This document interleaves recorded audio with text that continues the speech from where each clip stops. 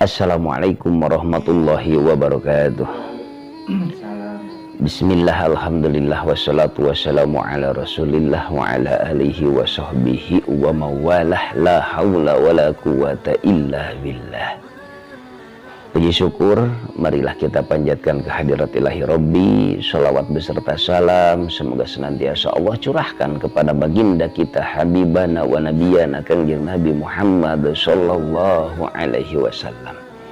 Materi yang akan saya sampaikan pada saat ini yaitu keistimewaan Lailatul Qadar. Hadirin rahimakumullah, Allah telah menciptakan waktu dalam satu tahun ada 360 malam.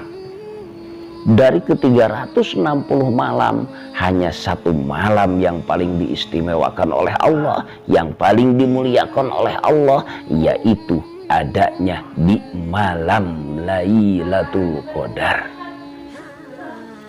Apa yang menjadi sebab Allah memuliakan malaman Lailatul Qadar? Karena malam Lailatul Qadar bertepatan dengan diturunkannya Al-Quran.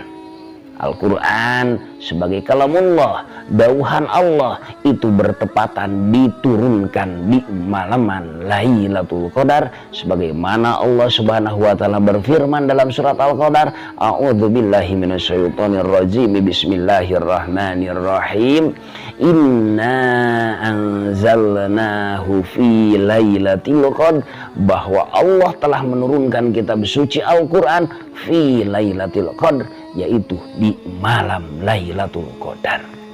Dengan keberkahan turunnya Al-Quran, sehingga malam Lailatul Qadar malam yang paling diistimewakan oleh Allah, malam yang paling dimuliakan oleh Allah. Allah memberikan keutamaan di malam Lailatul Qadar sebagaimana Lailatul Qadri khairum min alfi syahrin.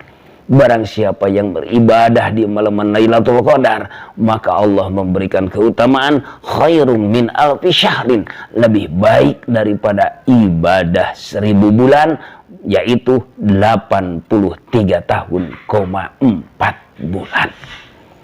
Hadirin rahimakumullah, namun mohon maaf, beri maaf, untuk mengejar malam Lailatul Qadar bukan hal yang mudah, sebab Allah merahasiakan kapan terjadinya malam Lailatul Qadar. Kata ma sudah merahasiakan siapa Allah, yaitu Allah. Lailatul Qadri, Lailatul Qadar min akhiri Ramadan, min isri akhiri Ramadan, yaitu bertepatan dalam 10 akhir bulan Ramadan.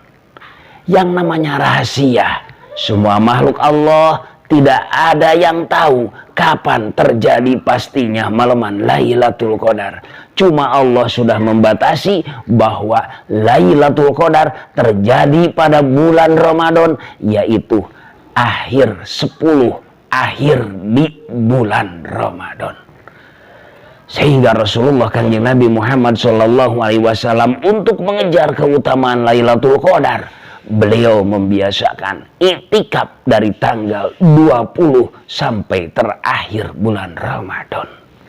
Walaupun ada sebagian daripada pendapat bahwa Lailatul Qadar yaitu bertepatan pada 10 akhir bulan Ramadan di malam yang ganjil-ganjilnya saja. Ada yang berpendapat seperti itu. Ataupun ada yang berpendapat bahwa apabila puasanya diawali hari tertentu, maka Lailatul Qadar di tanggal sekian. Ada berpendapat seperti itu, tapi itu lebih kuat. Kata ma sudah merahasiakan siapa Allah, Lailatul Qadri min isri akhiri Ramadan. Allah sudah merahasiakan Lailatul Qadar yaitu 10 akhir bulan Ramadan. Yang namanya rahasia, jangankan kita sebagai manusia biasa yang mempunyai keimanan yang lemah, Rasulullah Kanjeng Nabi Muhammad SAW, beliau merupakan utusan Allah. Beliau juga tidak tahu kapan terjadinya malaman Lailatul Qadar. Apa yang menjadi sebab dirahasiakan oleh Allah? Supaya semua umat Kanjeng Nabi Muhammad SAW benar-benar bersungguh-sungguh untuk melaksanakan ibadah Qiyamul Lail, terutama di 10 akhir bulan Ramadan. Cuma ada ciri-ciri, ada tanda-tanda apabila kedatangan bertepatan dengan Lailatul Qadar dengan cuaca yang sangat cerah. Apa yang menjadi sebab? Sebab malaikat, semua malaikat dari langit diturunkan oleh Allah ke bumi untuk memintakan ampunan bagi orang yang beribadah di malaman Lailatul Qadar. Itulah salah satu ciri bahwa turunnya Lailatul Qadar dengan cuaca cerah dikarenakan malaikat dengan bahan dari nur dari cahaya, sehingga semua malaikat turun ke bumi memintakan ampunan bagi orang yang melaksanakan ibadah di malaman Lailatul Qadar, sehingga Allah menjamin bahwa barang siapa yang beribadah di malaman Lailatul Qadar maka khairum min alfi syahrin, lebih baik daripada ibadah 1000 bulan. Hadirin rahimakumullah, sehingga timbul pertanyaan dalam permasalahan Al-Quran, bahwa Al-Quran diturunkan di malam Lailatul Qadar sebagaimana inna anjalnahu fi lailatul qadar.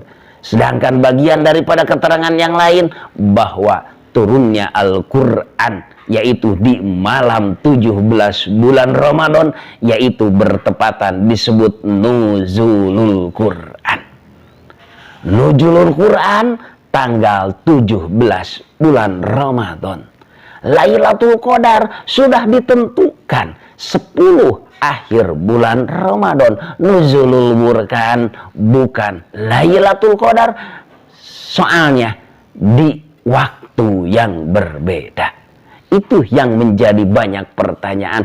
Nuzulul Quran, turunnya Al-Quran, apakah itu di malam Lailatul Qadar? Apakah turunnya Al-Quran di Nuzulul Quran tanggal 17 bulan Ramadan? Nanti akan saya jelaskan. Yang kedua, apa yang menjadi sebab bahwa malaikat Jibril menurunkan Al-Quran kepada Kanjeng Nabi Muhammad SAW diawali dengan surat Al-Alaq, Iqra bismi rabbikal ladzi khalaq, ayat 1 sampai ayat 5. Diakhiri dengan surat Al-Maidah, Al-Yauma akmaltu lakum, itu Al-Maidah ayat 3. Tapi kenapa dalam Al-Quran diawali dari surat Al-Fatihah, diakhiri surat An-Nas? Itu dua pertanyaan yang memang banyak menyampaikan pertanyaan tersebut. Insya Allah akan saya jelaskan. Hadirin rahimakumullah, Allah Subhanahu wa Ta'ala menurunkan Al-Quran yaitu 2 tahap. Yang pertama, secara sekaligus semuanya Allah menurunkan, yaitu dari Lauhil Mahfuz ke langit dunia. Dari Lauhil Mahfuz ke langit dunia, yaitu semuanya Allah menurunkan. Kitab Al-Quran yang diawali dari surat Al-Fatihah yang diakhiri surat An-Nas itu dari Lauhil Mahfuz ke langit dunia. Dari langit dunia Allah menurunkan kepada Kanjeng Nabi Muhammad SAW melalui malaikat Jibril, yaitu secara dicicil. Apa yang menjadi sebab? Yang pertama, Nabi Muhammad SAW sebagai manusia biasa sama dengan kita, tapi biasanya beda luar biasa daripada kita. Walaupun bahan yang sama, tapi jelas-jelas kualitas yang berbeda. Sehingga berangsur-angsur dicicil selama 23 tahun. Malaikat Jibril mengawali menurunkan Al-Quran kepada Nabi Muhammad SAW sewaktu Nabi Muhammad ada di Gua Hira. Diawali dengan surat Al-Alaq dari ayat 1 sampai ayat 5. Terus-terusan berangsur-angsur dicicil sesuai dengan kejadian-kejadian yang terjadi pada saat itu. Apabila ada salah satu kejadian, bertanya kepada Nabi Muhammad belum bisa menjawab, menunggu wahyu, maka Allah memberikan wahyu ke malaikat Jibril terus secara cicilan, sehingga permasalahan hukum berupa perintah, berupa larangan dan sebagainya, yaitu sempurna selama 23 tahun, diakhiri oleh surat Al-Maidah ayat 3. Jadi terjawab, bukannya istilahnya perbedaan. Jadi terjawab bahwa Al-Quran secara sekaligus dari Lauh Mahfuz diturunkan ke langit dunia, yaitu bertepatan pada malam Lailatul Qadar. Nah, yang dari langit dunia secara berangsur-angsur diturunkan kepada Nabi Muhammad SAW itu bertepatan pada tanggal 17 bulan Ramadan, yaitu Nuzulul Quran. Allah Subhanahu wa Ta'ala menurunkan secara langsung, diawali dari surat Al-Fatihah, diakhiri dari surat An-Nas, sedangkan ke Nabi Muhammad SAW diawali dari surat Al-Alaq, diakhiri surat Al-Maidah ayat 3. Setelah berakhir, maka malaikat Jibril memberikan kabar kepada Nabi Muhammad SAW yang sebenarnya Allah menurunkan secara langsung ke langit dunia, yaitu diawali dari surat Al-Fatihah, diakhiri An-Nas, sehingga Nabi Muhammad SAW menghafalnya apa yang telah diturunkan oleh malaikat Jibril, bagian daripada utusan Allah, wahyu yang secara cicilan diturunkan kepada Nabi Muhammad SAW. Sehingga dengan hikmah keutamaan Allah menurunkan Al-Quran bertepatan di malam Lailatul Qadar, sehingga Allah memberikan garansi barang siapa yang melaksanakan ibadah di malam Lailatul Qadar, maka sama lebih baik daripada ibadah. Hadirin rahimakumullah, sebab asal Lailatul Qadar disebut ibadah 1000 bulan, yaitu menceritakan malaikat Jibril kepada Kanjeng Nabi Muhammad SAW tentang sejarah yang bernama Kisamun. Ini dijelaskan dalam satu kitab, yaitu Kitab Durratun Nasihin, dalam bab Fadilah Lailatul Qadar dihikayatkan itu Kisamun.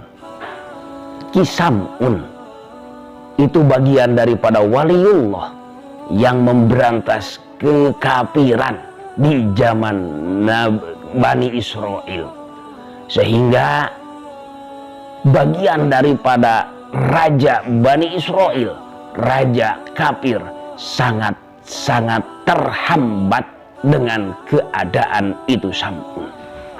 Samun ahli perang, tukang perang yang dipersenjatai, yang mempunyai senjata hanya dari tulang unta.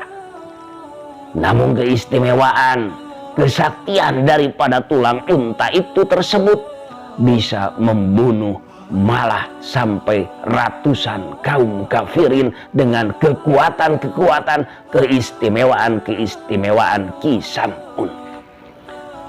Banyak perang-perang yang dihambat oleh Kisamun, sehingga Kisamun melaksanakan perang sampai 1000 bulan, yaitu 83 tahun, 4 bulan. Itu asal muasalnya ibadah Lailatul Qadar. Sehingga saking sangat terhadangnya itu kaum kafirin oleh yang namanya Kisamun, beribu macam cara untuk membunuhnya itu Kisamun, malah sebaliknya kaum kafirin yang terbunuh walaupun hanya senjata tulang unta. Namun yang berkebetulan itu Kisamun mempunyai istrinya bagian daripada golongan kaum kafirin. Sehingga kaum kafirin mengadakan musyawarah yang sangat besar. Gimana caranya untuk membunuh Kisamun. Karena beliaulah yang selalu menghambat apa yang ditujukan oleh kaum kafirin. Sehingga dari berbagai macam pasukan bermusyawarahlah gimana caranya untuk membunuh Kisamun. Sehingga ada yang berpendapat untuk membunuh Kisamun tiada lain dan tiada bukan, kita bujuk istrinya, kita beri harta, kita beri perhiasan, kita beri rumah. Kebetulan istrinya tersebut pertama ekonomi keadaannya agak lemah, dan kedua istrinya itu Kisamun bagian daripada golongan kita. Sehingga disepakati pendapat tersebut, maka itu raja kaum kafirin di zaman Bani Israel mengutuslah disebut pasukan penyusup. Di suatu saat itu Kisamun lagi keluar, bagian pasukan penyusup datanglah ke istri Kisamun. Sehingga beliau merayu dengan diiming-iming harta yang sangat banyak, perhiasan yang wah, dan rumah yang sangat mewah. Maka dibawalah istri tersebut ke istana raja, sehingga itu raja daripada kaum kafirin Quraisy. Dia menyampaikan, hei istri Kisamun, apabila Anda bisa membunuh suami Anda, maka inilah bagian daripada hadiah untuk Anda, yaitu diperlihatkan harta yang banyak, perhiasan-perhiasan yang serbalet, ditambah bangunan atau rumah yang sangat mewah, dipenuhi dengan istri-istri, dipenuhi dengan perhiasan-perhiasan yang sangat megah. Ya maklum, yang namanya istri itu tergiur. Yang pertama, dia menimbang ekonomi Kisamun sangat lemah, diiringi dengan biusan-biusan harta perhiasan yang sangat banyak, sehingga dia siaplah bersekongkol demi untuk meraih harta benda dan perhiasan juga bangunan. Nah, dia musyawarah, gimana caranya untuk membunuh suami saya? Jangankan oleh saya sendiri, kan sama semua golongan juga bukan hal yang mudah untuk membunuh suami saya. Nah, itu pasukan khusus gampang, dengan cara kamu sebagai istrinya cukup hanya mengikat dengan ikatan yang sangat kuat. Setelah diikat, beri kode keluar dari rumah. Saya udah siap dengan pasukan-pasukan untuk membawa suami kamu, yaitu Kisamun. Ya, kalau gitu deal, disepakati dengan teknik seperti itu. Di suatu malam, itu istrinya berpura-pura merayu Kisamun, tidur dengan Kisamun. Sewaktu Kisamun tidur lagi lelap-lelapnya, maka istri tersebut yang udah diberi bagian daripada tali yang sangat kuat, maka dia mengikatnya kedua tangannya, kedua kakinya, dan lehernya diikat kuat-kuat oleh istri Kisamun. Lalu Kisamun, dia bangun, maka bertanya, hei istriku, siapa yang mengikat aku ini? Maka istrinya menjawab bahwa yang mengikat adalah saya. Apa tujuan kamu mengikat saya seperti ini?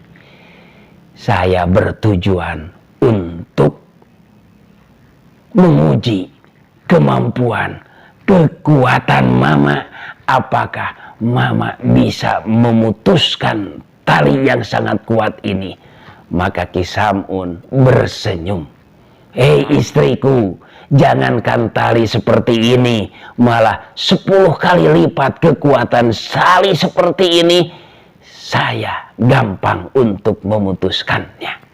Maka istrinya bertanya kepada Ki Samun, coba buktikan apakah benar tali ini bisa putus.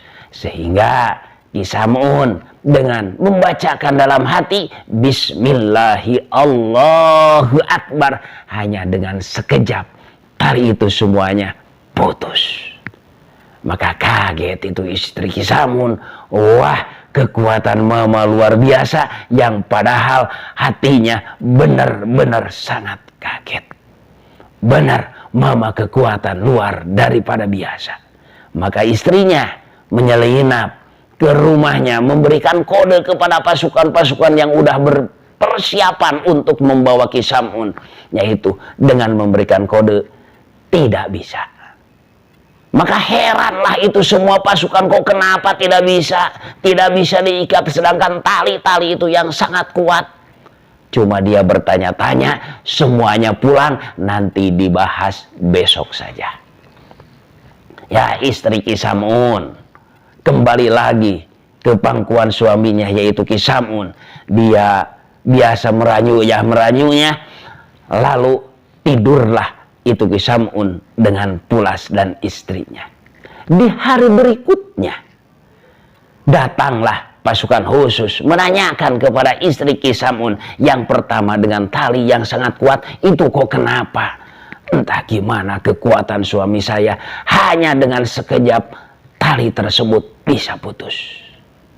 Tahap kedua, jangan dengan tali, yaitu dengan rantai aja.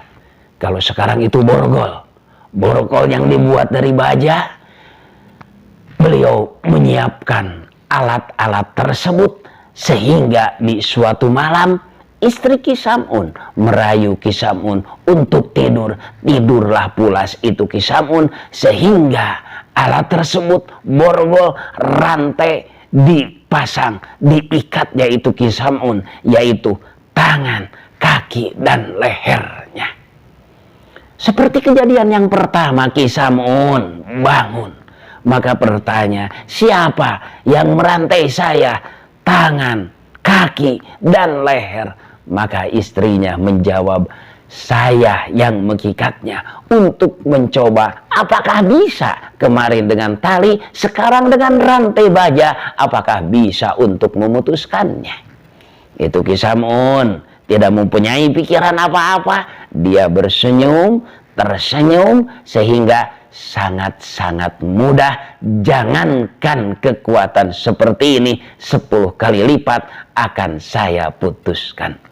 Hanya dengan sekejap, Bismillahi Allahu Akbar, rantai yang sangat kuat sehingga dengan sekejap itu terputus dan bisa membuka dari tangan, kaki, dan lehernya dengan sangat gampang.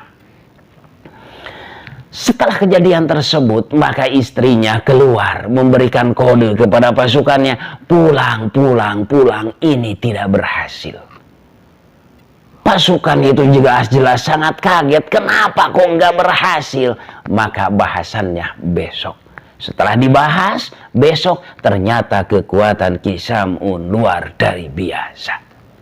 Sehingga pasukan khusus dengan istri Ki Samun berdiskusi untuk membunuh, lanjutan untuk pembunuhan Ki Samun.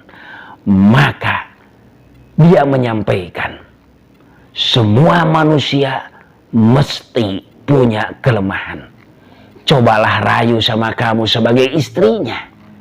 Barangkali rahasia-rahasia apa untuk melemahkan Ki Samun, hanya Ki Samun yang tahu, pasti yang tahu kelemahan tersebut. Lalu singkat cerita, itu dipahami sama istri Ki Samun. Lalu dia merayu Ki Samun, bercerita pura-pura mesra. Ya Mama jelas mempunyai kelemahan. Coba apa yang menjadi kelemahan Mama? Sehingga gak punya firasat apa-apa. Menceritakanlah itu Ki Samun bahwa kelemahan yang ada di dirinya, yaitu apabila saya diikat dengan rambut saya, jelas-jelas saya tidak akan berdaya. Kebetulan rambut Ki Samun itu panjang, diikatnya seperti perempuan, istilahnya digelung. Maka dia udah tahu istrinya bahwa kelemahan yang ada pada suaminya, yaitu ada di rambutnya. Maka suatu ketika istri Ki Samun menemui pasukan khusus dan menemui raja. Ia berkata bahwa udah dikuasai, udah dapat kelemahan suami saya. Sekarang saya minta gunting dan siapkan, nanti malam kita operasi bersama-sama. Setelah itu, malam tersebut dia merayu ke Ki Samun, dia tidur, Ki Samun tidur dengan pulas. Gunting yang udah disiapkan, yaitu rambut Ki Samun, dipotonglah oleh dia dan tangan, kaki, leher diikatlah sama rambutnya. Setelah beres mengikatnya, Ki Samun itu terbangun. Beliau bertanya, "Hei istriku, siapa yang mengikat saya?" Dia menjawab bahwa saya yang mengikatnya untuk mencoba gimana sampai mana kekuatan Mama. Lalu Ki Samun kaget, benar-benar kaget. Tidak ada sangkaan pun sedikit pun istri untuk mengkhianatinya, yang ternyata benar-benar istri sebagai istri pengkhianat. Maka dari itu, untuk mencoba beribu macam cara untuk melepaskan jeratan-jeratan, talian-talian dari kaki, tangan, dan leher, sehingga dicobanya berbagai macam cara, dikerahkan kekuatan Ki Samun, malah dia gak berdaya, dia gak bisa untuk melepaskan tali tersebut. Sehingga dia memberikan kode kepada istrinya. Istrinya memberikan kode kepada pasukannya, kepada kaum kafirin, bahwa Ki Samun udah tak berdaya. Maka dia berbondong-bondong, ratusan pasukan membawanya Ki Samun. Ki Samun disiksa, dibawa kepada ruangan-ruangan, istilahnya ruangan penyembelihan. Sebelum dibunuh itu Ki Samun, dikerahkan banyak korban-korban yang dibunuh oleh Ki Samun dengan merasa memuaskan untuk pembunuhannya. Dia, kaum kafirin, berpesta pora, mengikatnya itu Ki Samun di tihang yang sangat kuat. Ki Samun diikatnya dengan kuat-kuat. Dia berpesta pora, dia menyakiti itu Ki Samun, menyiksa Ki Samun itu yang luar biasa, sehingga dua kupingnya dipotong, hidungnya dipotong, dua mata Ki Samun dicabut, bibirnya digunting, lidahnya digunting, lalu dua tangannya dipotong, dua kakinya dipotong. Ki Samun gak berdaya. Setelah setelah kejadian tersebut, beliau belum puas. Dia mencokelah kedua matanya sehingga menaburi dengan garam biar supaya terasa sedih, terasa perih, supaya benar-benar tersiksa. Di suatu saat Allah mengutus kepada malaikat Jibril, "Ya Jibril, hampiri itu Ki Sam'un. Tolong, apa maunya dia? Ijabahlah apa yang dia kehendaki." Datanglah malaikat Jibril ke Ki Sam'un membisikkan, "Hei Sam'un, apa yang kamu mau pada saat ini?" Maka itu Ki Sam'un berkata, "Ya Allah, berikanlah pertolongan, kembalikanlah kekuatan-kekuatanku ini untuk merobohkan tiang dan bangunan yang ada di tempat ini." Semua pesta pora dihadiri dengan ribuan itu kaum kafirin berpesta pora. Pas saat itu Ki Sam'un mau dibunuhnya, detik-detik mau pembunuhan itu Ki Sam'un munajat kepada Allah. Allah mengabul apa yang diinginkan oleh Ki Sam'un, maka dengan menggerakkan badannya sehingga tiang yang sangat kuat itu roboh. Allah mengembalikan kepada kekuatan Ki Sam'un dengan merobohkan itu bangunan sehingga menimpa ribuan kaum kafirin yang termasuk istri Ki Sam'un mati seketika, dan Allah menyelamatkan Ki Sam'un dengan mengembalikan semua anggota badan, telinga, mata, hidung, bibir, semua menjadi utuh, yaitu dengan keutamaan perang 1000 bulan. Sehingga Rasulullah Muhammad SAW ditanya oleh para sahabat, "Ya Rasulullah, apakah ada keutamaan yang sama keutamaan yang dimiliki oleh Ki Sam'un yang kita perbuat, yang kita mampu untuk melaksanakannya?" Maka Rasulullah Kanjeng Nabi Muhammad SAW menjawab kepada sahabatnya sambil bersenyum, yaitu langsung malaikat Jibril memberikan wahyunya kepada Kanjeng Nabi, dan dia memberi kabar sehingga Lailatul Qadri khairum min alfi syahrin. Barang siapa yang beribadah di malaman Lailatul Qadar, khairum min alfi syahrin, itu lebih baik daripada ibadah Ki Sam'un, ibadah 1000 bulan. Itu asbabun nuzul, asal muasal ibadah 1000 bulan, yaitu dari Ki Sam'un.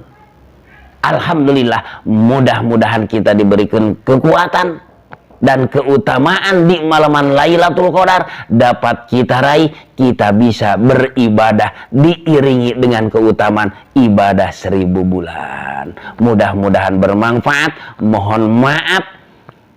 Wabillahi taufiq wal hidayah. Wassalamualaikum warahmatullahi wabarakatuh.